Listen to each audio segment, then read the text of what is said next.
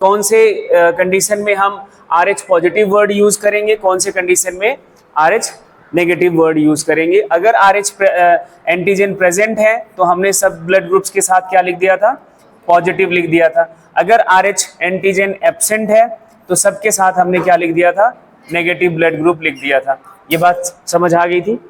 अब नोट करके ये दोनों पॉइंट्स लिखो, पहले इसको समझ लो फिर आप लिखते रहना। देखो, अगर जो रिसीवर है वो पॉजिटिव है, क्या है, रिसीवर कैसा है, पॉजिटिव है, एंड डोनर नेगेटिव है, डोनर नेगेटिव है, तो ऐसा ट्रांसफ्यूजन हमेशा सेफ माना जाता है। कैसा होता है, पॉजिटिव है, ऐसे लिख लो, रिसीवर पॉजिटिव और डोनर नेगेटिव होना चाहिए। अगर है तो कोई दिक्कत नहीं है, और पॉजिटिव होगा तो होगा भी नहीं कोई दिक्कत, डोनर पॉजिटिव भी हो जाए तब भी तो कोई दिक्कत नहीं है, क्योंकि इधर भी एंटीजन है इधर भी एंटीजन है। हाँ, ये नेगेटिव भी रहा तो कोई परेशानी नहीं है। पहला कंडीशन ये है।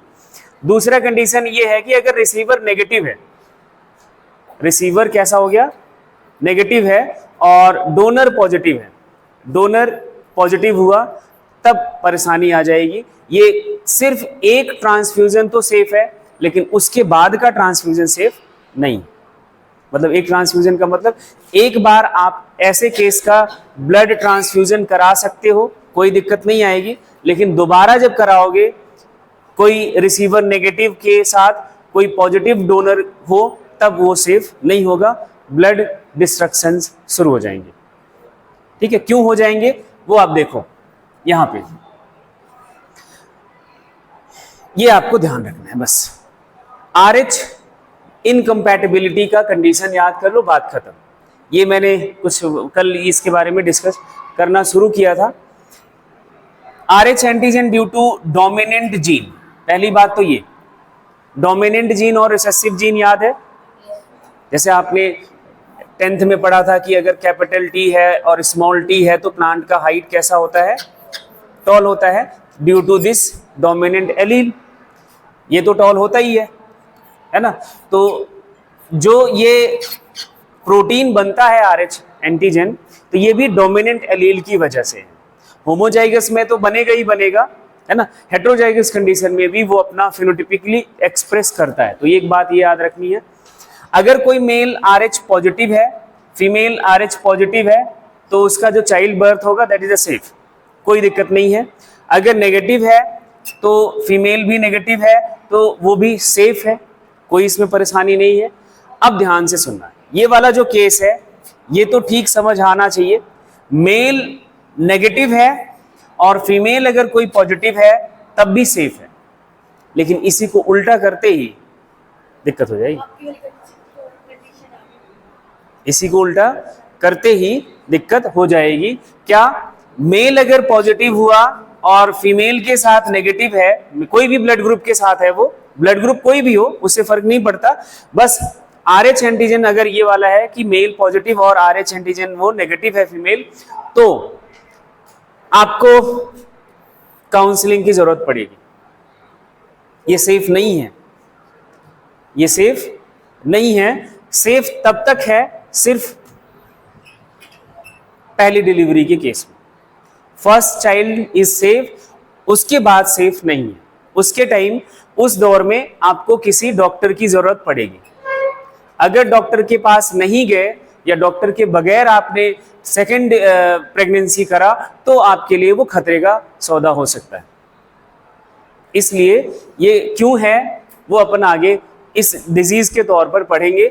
ये आपने 10th में नाम सुना था, एरिथ्रोब्लास्टोसिस फिटेलिस। फिटेलिस के बारे में अब बात शुरू कर रहे हैं और ये बात पक्की है, ध्यान से समझ लो, समझोगे तो आपके जीवन में तो काम आएगा ही आएगा, लेकिन हाँ क्वेश्चन भी आते हैं।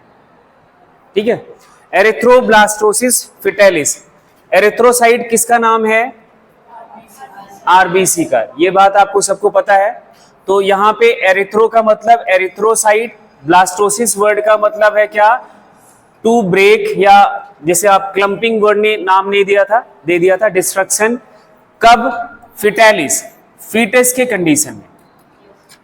कब के कंडीशन में, फीटस के कंडीशन में। फीटस क्या होता है, डेवलपिंग एम्ब्रियो को फीटस का नाम दे दिया जाता है जब उनमें ऑर्गन्स बन जाते हैं तब। तो मतलब ड्यूरिंग प्रेगनेंसी ये प्रॉब्लम होती है। क्या होता है, अगर माँ RH नेगेटिव है और उसका फादर जो है वो क्या है, RH पॉजिटिव है, तो ऑफस्प्रिंग क्या होगा, RH पॉजिटिव होगा। क्यों होगा, पॉजिटिव है और M नेगेटिव है। जब इनके गैमेट फ्यूज करेंगे, कोई डोमिनेटिंग जीन है, तो जो ऑफस्प्रिंग आएगा वो पॉजिटिव ही होगा। ये आपको बात ध्यान रखनी है, पहली बात। अब जब ये पॉजिटिव होगा तो इससे प्रॉब्लम क्या होती है, आपको ये बात ध्यान में रखनी है कि रिसीवर का इम्यून सिस्टम रिस्पॉन्ड करेगा। किसका, रिसीवर का इम्यून सिस्टम रिस्पॉन्ड करेगा। यहाँ पे जो मदर बॉडी है वो एज अ रिसीवर है। क्या है, एज अ रिसीवर है, क्योंकि वो क्या है, RH नेगेटिव है। और उसके पास क्या होता है, फर्स्ट जब ही प्रेगनेंसी होती है, in the case of first pregnancy, ये कंप्लीटली सक्सेसफुल होता है, इसमें कोई परेशानी नहीं आती है, क्योंकि मदर और फीटस का ब्लड जो है वो सेपरेट करा जाता है एक स्ट्रक्चर से, that is known as placenta. Foetus और मदर के बीच जो कनेक्शन होता है उसको बोला जाता है प्लेसेंटा, और ये प्लेसेंटा दोनों के ब्लड को सेपरेट रखता है, मिक्स नहीं होने देता। तो ये बात आपको ध्यान रखनी है।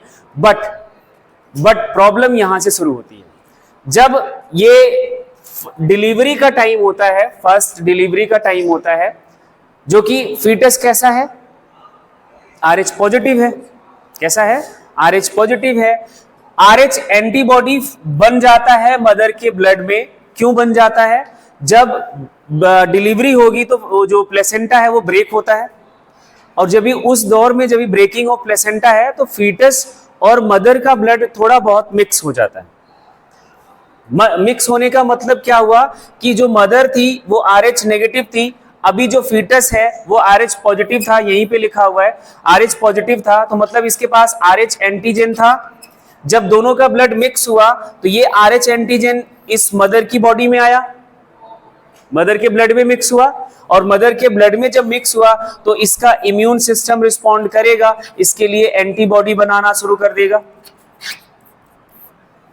नेचुरली एंटीबॉडी नहीं होता, नेचुरली मदर के ब्लड में जब तक ऐसा कुछ नहीं हुआ था तब तक एंटीबॉडी RH के लिए नहीं होता, लेकिन क्योंकि फीटस वो उसका बॉडी का पार्ट नहीं है, फीटस का ब्लड उसका बॉडी का पार्ट नहीं है, तो जब भी उसका ब्लड मिक्स होता है और वो उसका RH एंटीजन जब भी इसके ब्लड में, मदर की ब्लड में मिक्स होता है, तो वो एज अ वो फॉरेन एंटीजन है, वो फॉरेन एज अ सब्सटेंस है, तो इसका इम्यून सिस्टम रिस्पॉन्ड करता है, एंड मदर का बॉडी में या मदर के ब्लड में एंटीबॉडीज RH के लिए बन जाते हैं, RH एंटीजन के लिए बन जाते हैं।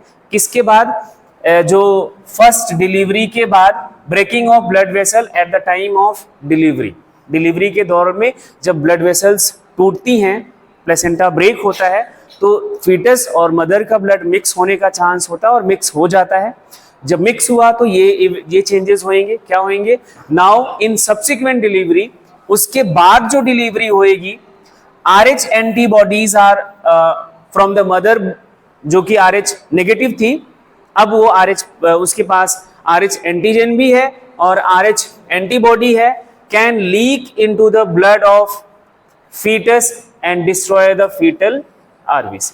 जब उसके ब्लड में RH एंटीबॉडी बन जाएगा, दोबारा से जब कोई प्रेगनेंसी इसी मदर का होगा, क्योंकि फादर पहले से RH पॉजिटिव है, तो फीटस कैसा होगा, RH पॉजिटिव होगा।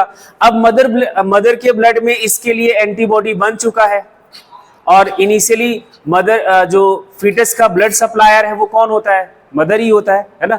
सेपरेशन होता है बट सप्लायर तो वही है। तो एंटीबॉडी इस फीटस के पास आएगा और क्या कर देता है, सीवियर एनीमिया की कंडीशन में, मतलब RBC का destruction, that is severe anaemia, बहुत कम नंबर हो जाता है RBC का, इवन या फिर जॉइंटिस, जॉइंटिस भी यही RBC के डिस्ट्रक्शन की वजह से होता है, and to the young ones, and so next pregnancy जो होगी, death of foetal will occur, हो सकेगी, जो फीटस है उसकी डेथ हो सकती है in earlier stage due to agglutination, means clumping of blood of the RBC, erythroblastosis fetalis इसी का नाम। ट्रीटमेंट क्या है, एक 10th में ये नाम मैंने आपको बता दिया था। अब दो और नाम ऐड कर लो। क्या? रोगम, ये मेडिसिन के नाम होते हैं, मेडिसिन हैं जो अवेलेबल हैं।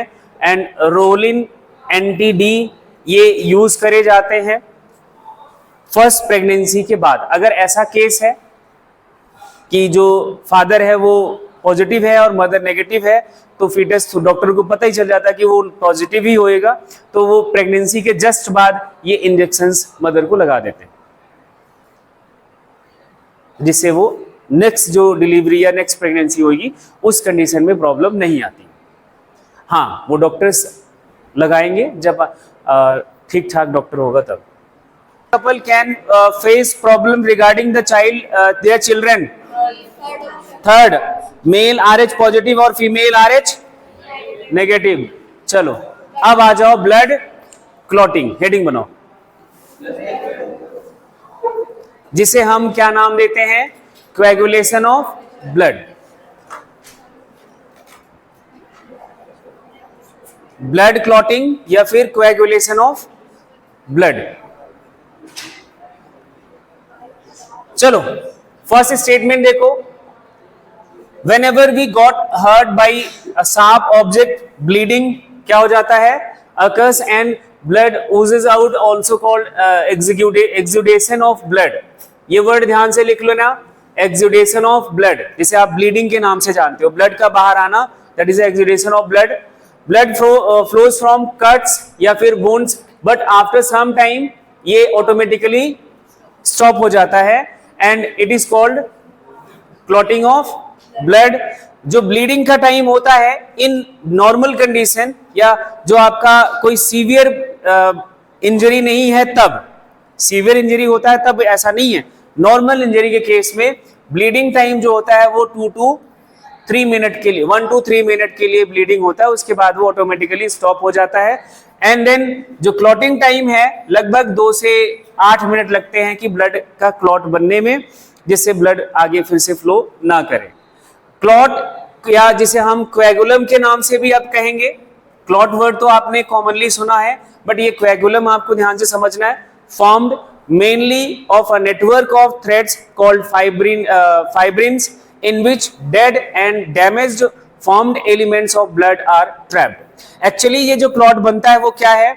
फाइब्रिन प्रोटीन का ऐसे नेटवर्क बन जाता है जहां पे इंजरी हुई होती है, और इसी नेटवर्क में, इसी नेट में जो डेड एंड डेब्रिसेस या डेड सेल्स हैं ब्लड एलिमेंट्स के या ब्लड सेल्स हैं, वो आके स्ट्रक कर जाते हैं और स्ट्रक करके एक लेयर बना लेता है, और इसी का नाम हम दे देते हैं क्या? बोलो क्या बोल देते हैं? कोएगुलम। क्या बोल देते हैं? या क्लॉट बोल देते हैं। जो बाद में ब्लैक सा एक लेयर बनके वो इंजरी जब भी ठीक होती है तो वो आप क्या बोलते हो? उसको निकालते हैं ना, जब वो ब्लैक सा एक लेयर सा बन जाता है, जब वो ठीक होने की कंडीशन। हाँ, that is the blood clot. वो क्या है? ब्लड क्लॉट है। And fibrin are formed by the, ये पॉइंट ध्यान से सुनो, फाइब्रिन जो है वो फॉर्म्ड होता है by the conversion of inactive fibrinogen into in the plasma by the enzyme thrombin. ये फाइब्रिनोजन एंजाइम आपने पढ़ा था, ब्लड में प्रेजेंट होता है। फाइब्रिनोजन जेन वर्ड लगा है तो ये इनएक्टिव है, ये एक्टिव फॉर्म में कन्वर्ट होता है। एक्टिव फॉर्म इसका क्या है? फाइब्रिन है। क्या है? फाइब्रिन है। किसकी प्रेजेंस में? थ्रोम्बिन की प्रेजेंस में। Thrombin is the enzyme which convert this fibrinogen into fibrin and fibrin forms this network. हाँ, प्रोटीन ही एंजाइम का काम करेगा। तो ये नेटवर्क जो बनता है वो किस प्रोटीन का है? फाइब्रिन का है, जो कि फाइब्रिनोजन जब भी इसमें कन्वर्ट होता है और इसको स्टिमुलेट करता है जहां पे इंजरी होती है वहां के टिश्यूज। इस कन्वर्जन को अभी हम आगे मैकेनिज्म पे जाएंगे, तो इस मैकेनिज्म को स्टिमुलेट करता है इंजर्ड टिश्यूज। जब तक इंजरी नहीं तब तक ये कन्वर्जन नहीं, तब तक कोई क्लॉट नहीं। एग्जिबिट करता है clotting in response to an injury, या फिर वर्ड है ट्रॉमा। ये आपके लिए नया वर्ड है, जबकि नया नहीं है। ट्रॉमा सेंटर्स का नाम सुना होगा, हॉस्पिटल ही होता है, बट वो एक स्पेशल टाइप का हॉस्पिटल है जिसे हम ट्रॉमा सेंटर से ही बात समझ आ जाती है। क्या आ जाती है? ट्रॉमा सेंटर्स क्या होते हैं? जहां पे सीवियर एक्सीडेंट के केसेस का ट्रीटमेंट होता है, that is a trauma centre. और इन हॉस्पिटल्स की लोकेशन के लिए सबसे बड़ा पंगा होता है। ये हॉस्पिटल्स आपको हमेशा किसी नेशनल हाईवे के किनारे या हाईवे के आसपास ही दिखेंगे, किसी शहर के अंदर नहीं होते। ट्रॉमा सेंटर्स कभी भी शहर के अंदर नहीं होते, वो हमेशा हाईवेज पर होते हैं। क्यों? एक्सीडेंट, बड़े वाले एक्सीडेंट सबसे ज्यादा हाईवेज पर होते हैं। तो सही सही कर काम करोगे। Prevent excessive loss of blood from the body. ये ब्लड क्लॉटिंग का पर्पस क्या है? कि ज्यादा ब्लड लॉस ना हो, इसको रोका जाए। अब होता क्या है, क्या क्या चेंजेस आते हैं देखना। आपको कहीं इंजरी हुई, ट्रॉमा हुआ, तो दो चेंजेस आते हैं। Tissues at the site of injury, जो वहां के टिश्यूज हैं, ये स्टिमुलेट करता है प्लेटलेट्स को इन ब्लड। ब्लड में वहां ब्लड होएगा ही, क्योंकि टिश्यूज डैमेज हुआ तो कैपिलरी भी कुछ वहां पे रप्चर हो जाती है, और कैपिलरीज हैं तो प्लेटलेट्स होगा, इवन टिश्यू फ्लूइड में भी प्लेटलेट्स होगा। ये इसको स्टिमुलेट करता है। एंड जो प्लेटलेट्स है ये कुछ फैक्टर्स रिलीज करता है। अब आपको तो बहुत ज्यादा डिटेल नहीं पढ़नी है ब्लड क्लॉटिंग की, नहीं तो ये 10 स्टेप्स का एक 16 स्टेप्स का 13 स्टेप्स का एक पूरा कैस्केडिक रिएक्शन है, बट अब नहीं पढ़ना है। अब आपको जस्ट थोड़ा सा इंफॉर्मेशन लेना है। तो एक कुछ फैक्टर्स रिलीज करता है, एंड और वो फैक्टर्स क्या करता है? Initiate a series of linked enzymatic reaction, जिसे हम कैस्केड प्रोसेस कहेंगे। कैस्केड प्रोसेस का मतलब होता है 1 by 1। एक प्रोसेस कंप्लीट हुआ तो दूसरा शुरू, दूसरा कंप्लीट हुआ तो तीसरा शुरू, वो फिक्स्ड होता है स्टेप बाय स्टेप। ठीक है। कैस्केड प्रोसेस शुरू होता है involving a number of factors present in plasma in an inactive state. ये जो फैक्टर्स होते हैं वो प्लाज्मा में ही है, बट किस फॉर्म में है? इनएक्टिव स्टेट में है। Formed an enzyme complex that is known as thrombokinase. ये चेंजेस होने के बाद ये एक कॉम्प्लेक्स एंजाइम बनता है जिसका नाम क्या है? Thrombokinase. And in the presence of calcium ion, prothrombin is converted into किसमें? ये यहाँ पे थ्रोम्बिन वर्ड आएगा, यहाँ प्रोथ्रोम्बिन नहीं लिखोगे, यहाँ लिखोगे थ्रोम्बिन। ठीक है, ये वर्ड नहीं लिखे ना, थ्रोम्बिन। एंड थ्रोम्बिन तब आ गया आपका कैल्शियम आयन की प्रेजेंस में फाइब्रिनोजन को फाइब्रिन में कन्वर्ट कर देता है। ये दो रिएक्शंस आपने पहले पीछे देख ली। And fibrin it is a network, यही आपका वो पूरा नेट बनाता है। एंड नेट में dead damage formed elements are trapped in it, जिसे हम क्लॉट या फिर क्वेगुलम कह देते हैं। इसका कलर रेडिश ब्राउन स्कम, जो कि जब बाद में जब इंजरी वो ठीक होने लगता है that is becomes blackish in colour. ठीक है, तो आप चाहो वो स्टेटमेंट लिखो या फिर छोड़ के सिर्फ यही मैकेनिज्म लिख लो, बात खत्म।